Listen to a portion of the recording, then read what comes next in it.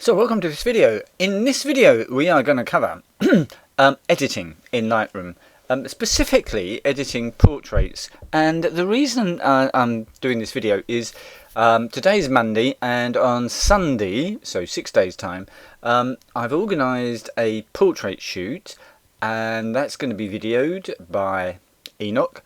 I have a model who's going to be there, who I've worked with before. She's not professional, but she has a pretty good idea of what to do and how to do it. We're going to be doing this in Bury St Edmunds in the Abbey Gardens, and what you're looking at on the screen now is a shoot I did yesterday, again in the Abbey Gardens at Bury St Edmunds with Louise. This was a paid proper portrait shoot, and I'm mentioning the one on Sunday because if you happen to live anywhere in Suffolk and are you anywhere close to Bury St Edmunds on Sunday, feel free to drop by in the gardens, starting at 10:30, and I'll probably be there till about midday. And of course, Enoch doing the video will produce a really super behind the scenes look at how I do portraits, the gear I'm using, the lighting, the posing, everything. So hopefully you'll find that really interesting, and as I say, if you do happen to be around, that would be excellent. Right, let's talk today about how I edit those photos. And this is not quite the same as what I do for weddings. So I have done an editing video previously for weddings, but as I say, today is portraits, and that is somewhat different. Let me give you some background. First shot here is Bury St Edmunds, and this is Louise. The gear I'm using, let me just run through that quickly. I used 3 cameras, the Leica M10, the D780 and the Z6 III, and I used 4 lenses. The 135 f2D lens on the D780. It won't focus on the Z6 III of course because it's a screwdriver focusing. The 58 1.4 I used on the Z6 III, and the 85 I used on the Z6 III, and the Summicron 75 1.2 actually is a lie because I can't set the camera up for the lens that actually was on there, which was a 55 1.2 pre-AI Nikon lens. And I just, as you can see, I only took 10 shots. It was just to see how it turns out, what the shots look like, in preparation for Sunday's video, because in Sunday's video I'm going to be comparing the Z6 III with the 85 lens on, with the Leica M10 with a 75 what is it? It's a 1.8. Hold on, let me just have a look. I've got it here. It's not a Summicron. It's a Voigtlander 75 what are they called? Helia Classic. It's a reasonably old lens, but from what I've done so far, it gives absolutely gorgeous photos, and I'm hoping that for portrait work it's going to be really good. So keep a lookout for that next week. Now back to today then. So I've got these shots here of Louise, and I've already been through and selected those which I want to edit, and we'll go through those in a second. Let me just give you some background. Let me get to the right bit here. Okay, some background for the way I use Lightroom. Library, I just go through to select the photos I want, click on the photo, and hit 6 on the keyboard. That will apply a red label to it, and then when I've done that, I simply click on the red here, and that will select only those red photos that you've selected, and in this case I've got 57 selected. If I now go to develop and we look over this side, here we've got all the sliders of course, and we'll be coming into, I'll be talking about these shortly. In the meantime, over here we've got user presets, and I've got a reasonable number of presets. These are all my presets, user presets, following one of the updates I think in Lightroom at some point. I seem to have collected rather a lot of other presets from other people. I'm pretty sure I didn't pay for these. I have paid for a couple of presets in the past, but that was a long time ago, and they don't seem to feature on here. So I'm assuming these are Lightroom's own presets. These are my presets. And the way that I edit any photo, be it a wedding, a portrait, family shoot, boudoir, whatever, is to go to the first shot, and I will edit this in a way that is in the right ballpark. So I will use one of these presets to get me in the right ballpark, and then I will adjust that and modify it a little bit, and then I will save it as a preset just for this shoot. So as you can see here, I've got a preset called Louise. This is Louise, and that's the preset I'm going to use all the way through, so that I'm going to have a reasonably consistent look to all the photos. As we go through, I will change some of the individual photos, and obviously I'm using 2 or 3 cameras and lenses here, so I am going to get some different looks, which is fine. I don't want to send a paying client just sort of 20 photos that all look exactly the same. I want to give them some variety in the shots. So let me go through what Louise, the preset, actually involves. First of all, it selects the profile, camera rich tone portrait. This was from the Z6 III, and this is incorporated into the preset. If I go to one of the shots on, I think this is a Leica shot, it comes up and says profile missing, because a Leica doesn't have a camera rich tone portrait setting. Doesn't matter, I just leave it as that anyway. Going down, almost always white balance as shot, unless I'm in the first dance with some weird lighting. I rely enormously on auto white balance. These days I find almost all cameras come up with a very close approximation to what it should be, and if I'm going to change it at all, it would just be some fairly small tweaks with these 2 sliders. It's close enough. Exposure, contrast, at this stage I'm not going to change. I almost always drop the highlights. Sometimes I'll lift the shadows. In this case I didn't want to. I want some dark areas in the shots, so I left the shadows as they were, and that's pretty much it, apart from a bit of texture and a bit of clarity. So on the general settings, that is about it. I've done nothing to the tone curve. Color mixer, I've done nothing to the color mixer. So this is straight out of camera. This is the Z6 III with the 85 1.4 G lens, not a Z mount, so using the FTZ adapter. The colours are just absolutely gorgeous, and really don't need to do anything colour wise. Detail, I don't think I've done anything there. I missed that, sorry. I could turn that off completely. We're in daylight and I'm using flash. Certainly don't need any noise reduction. Sharpening, and that's just what Lightroom comes up with by as a standard, so I don't do anything with that. Lens corrections. Yes, we do want to enable profile corrections and Nikon 85 1.4G, obviously.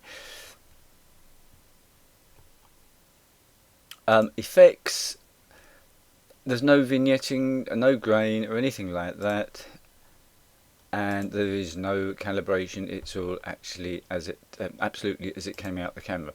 So not an awful lot. So what I have done, if we go up to the masking tool here, here's where it gets complicated. So if you look over here on the presets, I have a preset called Portrait, and let me go to one of the shots that I haven't edited. That one, have I not edited? I don't think I've done any editing on this at all.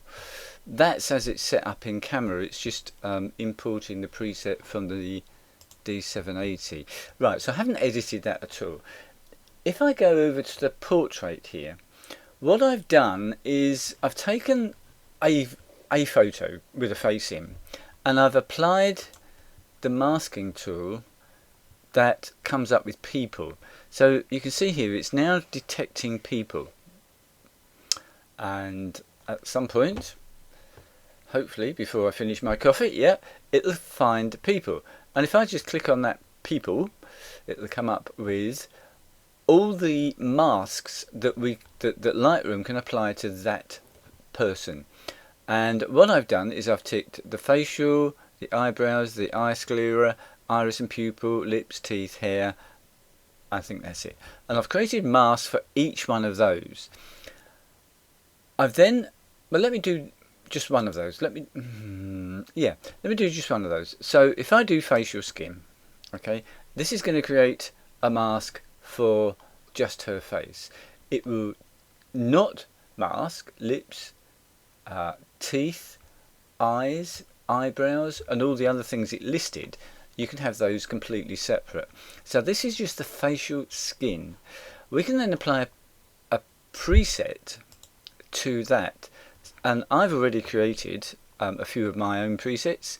There is one here called sharpness, which would reduce the sharpness of her face, of features on her face, but I've created something called soften skin, and what that does is doesn't do anything to the exposure or any of this. It simply reduces the clarity on her skin, and in fact, I don't know why that's changed. That should have not quite gone that far. It should be something more like that. So reducing the texture and reducing the clarity of her skin. And if we just zoom in, if I turn that off, so if I go up to the top and reduce that completely, so that's as it is without any sort of softening of her facial skin, and as I come up, that's what it's doing. It's making it softer and softer and softer until it gets absolutely ridiculous. So the amount is adjustable, and let me say it's about there. So I would do that, and then I would go through all those other boxes, so lips, eyes, iris, eyebrows, hair, and I would apply a different, oh, I've lost it now, sorry, bear with me. I would apply a different profile to each of those. So I've got iris enhance, I've got teeth, I think, I've got eye whites, I've got teeth whitening, so I would apply those to those presets, and so I would have a list of presets that I can apply to any face. I then save that as a preset over here, so just click on add a new preset and save that as portrait. So what it will then do, let's go back to that, I haven't got any settings on there at all. I can just click portrait, and sorry, I've come to a new image because we've been playing with that. It's already applying that preset. Here's one that I haven't touched, I haven't edited it in any way at all, and if I click on portrait, it will add all of these presets. So we've got the face, we've got the eyebrows, we've got the eye whites, we've got the iris, we've got the lips, we've got the teeth, and I've got the hair, with different ones already applied to that. So I've already applied the iris pupil. So I can go to any photo and just click once, and I've got all these presets applied to that face. I can then go through individually and change them, or back up here, when I first apply the preset, I can decide how much I want to do, and we can get that somewhere in the right ballpark, and then maybe go through and adjust them individually. It's a heck of a lot quicker than having to do that on every single photo. Now, for a wedding, I wouldn't do this apart from the couple shots, close-ups of the bride and that kind of thing. But obviously, in a portrait shoot, it makes sense to apply this sort of editing as it's a portrait shoot. That's not all I do. That's dealt with her face. But I do want to do something else to the overall shot. And if we go back to the first picture we were looking at, what I've also done is I've separated the subject from the background. And that's very easily done. You simply click on create a new mask, and you say select subject. Where's it gone? Select subject, not people. If you select people, it will tend to just pick out the face. If you select subject, it will do the whole of that subject. What we can then do is we go to that mask and we can duplicate and invert the mask. So we're going to select the rest of the image, so everything but the subject, and that will come up with another mask, and that is mask inverted. And if I do show overlay, so we've got the background there and I've got the subject here. But I don't want to just apply a blanket preset to my subject. I really want to highlight her face. I want it to look as if I've used off-camera flash to illuminate her face, not all the way down here. If it's full length, I just want it on her face. So what you can do is go to the mask of the subject, intersect mask with, and I've chosen radial gradient, and I'm going to delete I shouldn't have done that. I'm going to delete that in a second. Let me go to the one that I've already done. So that is what it will apply, a radial gradient. We can choose a preset for that radial gradient, and I use one here that I call flash half sharpen. So I want this to look like I've used flash. Okay, I know in this shot I have used flash, but I want to accentuate that. So flash half sharpen will make this look as if I've used flash, and if I just increase the exposure, you'll see what's happening. So as I move this around, it's making it look like I've used a stupidly bright searchlight or a flash, but it's only applying it to my previously selected subject. So if I come down and be a little bit more sensible, I can make it look like I had a flash over this side, which I think I probably did, and we can make that a lot brighter than the rest of the subject. So that's that. If we now go to the background, again, I don't really want to apply a background preset that makes it all brighter or all darker. I want to get some difference in the background.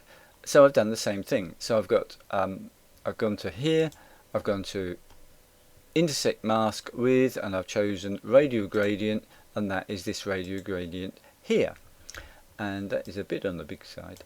And I think all I've done for this is I've just made it brighter or darker.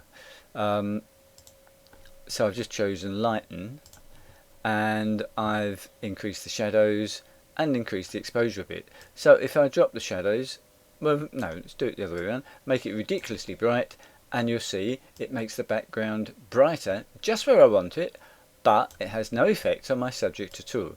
So I can create a more interesting look that looks something like that. I can then come back to the normal sliders, and I can make the whole thing look exactly as I want it. I can drop the shadows a bit, and that's probably about where I would leave it. And that is it for this photo for the moment. So I would go through, and in fact what I would do, I haven't done it yet, but I would go through and I would select all of these photos I've chosen, so 57 photos. I would hit sync, and it would apply the presets. So it will apply the portrait preset for her face and facial features. It would apply the subject selection, the background selection, with those radial gradients applied as well. So when I go to this image, which has got those basic, no it hasn't, because I just selected that, didn't I, earlier on in this video. I'm sorry. So what I would do is I would actually select everything, and then I would sync. Let's do it just with one, and you'll see what it does.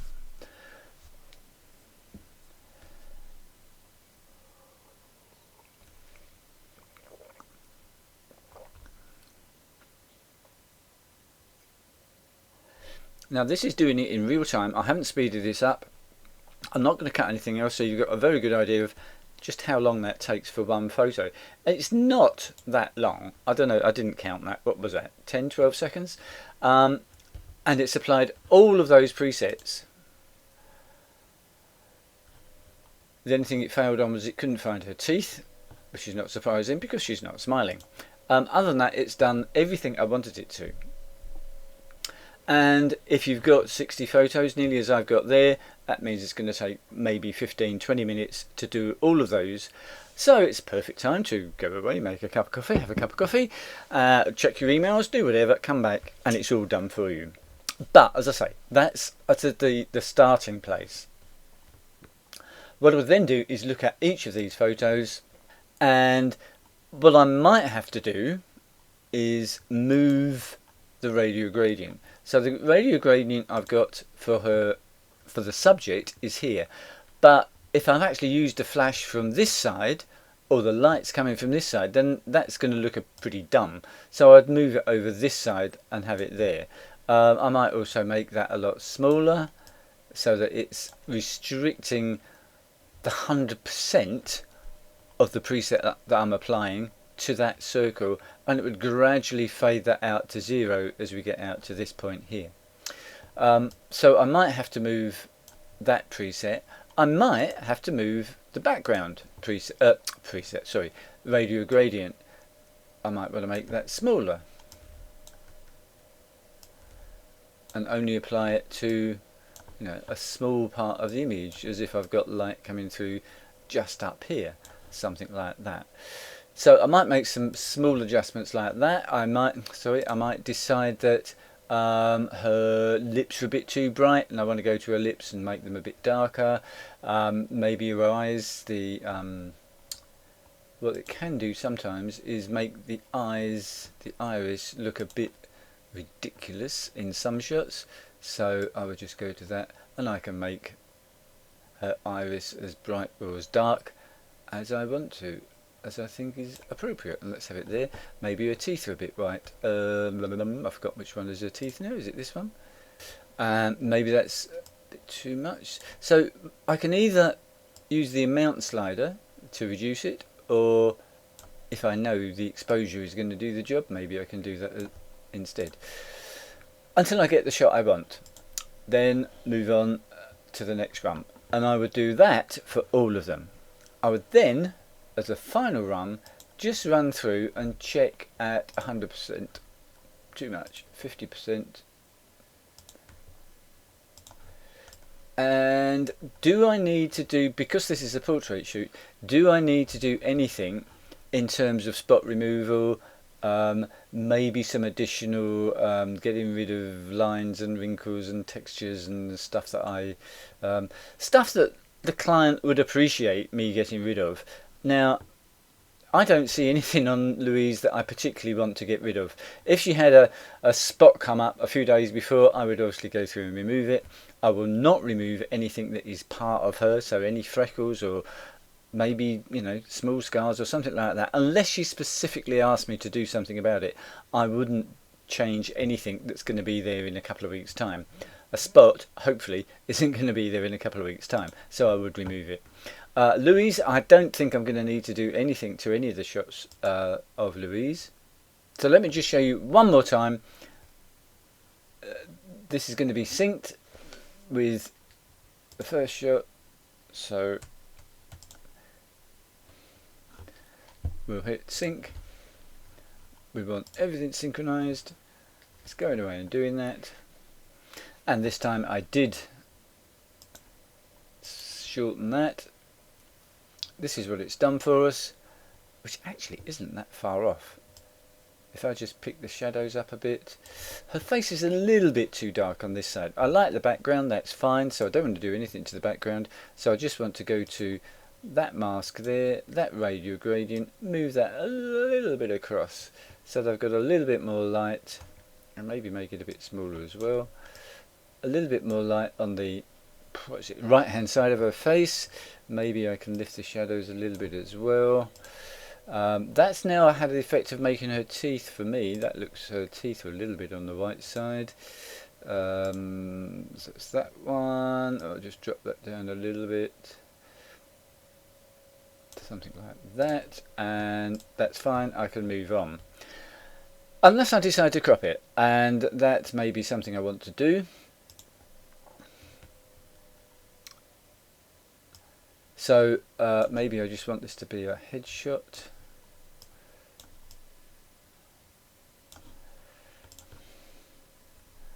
And there we are.